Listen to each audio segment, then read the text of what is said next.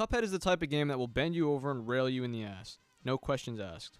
This being said, its flawless game design and fun factor has made its players turn around, look the game dead in the fucking eyes, and demand harder. The feeling the game gave me to keep pressing that retry button had me curious though on the background and game development that went into the game.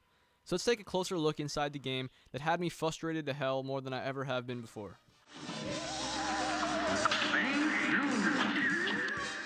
Cuphead is the first title by the dev team studio MDHR, which started off as a 3-person team situated in Regina, Saskatchewan and Toronto, Ontario. Since the formation, they have expanded to 19 people from Toronto to LA.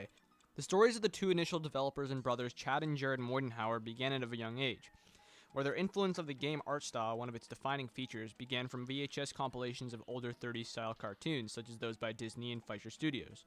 Growing up, they also realized their taste in gameplay and aesthetics were very closely to being the same. These similarities were essentially the foundation of Cuphead.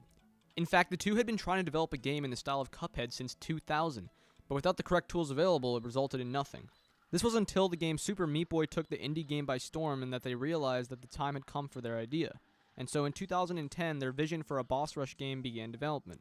Realizing quickly the challenges of game development, their idea was scaled back to a simple 8-boss game similar to Mega Man.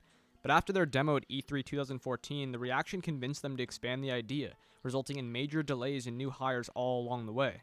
Somehow though, with all these difficulties, the passion and style for the game remained intact, shown through a quote, "I don't know if it's luck, karma, or a combination of the craziest synergies. We just got so lucky that everyone is so passionate about what they're doing. They're passionate about this game, and we haven't endured many conflicts." The developers were absolutely obsessed with the animation and technicalities of their run and gun title.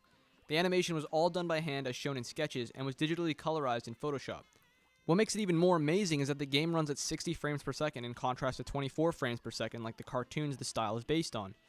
Things such as hitboxes, hit recovery time, and the animations of all the characters and backgrounds can be attributed for most of the delays as the team were massive perfectionists when it came to these mechanics and art. I guess it did them well considering the amount of quality found in the title now. Through all the expansions and difficulties Studio MDHR found in creating Cuphead, what they have brought us is a stylish, clean, and incredibly difficult title to bring us to a world of 30s cartoons and an ass-fucking good time.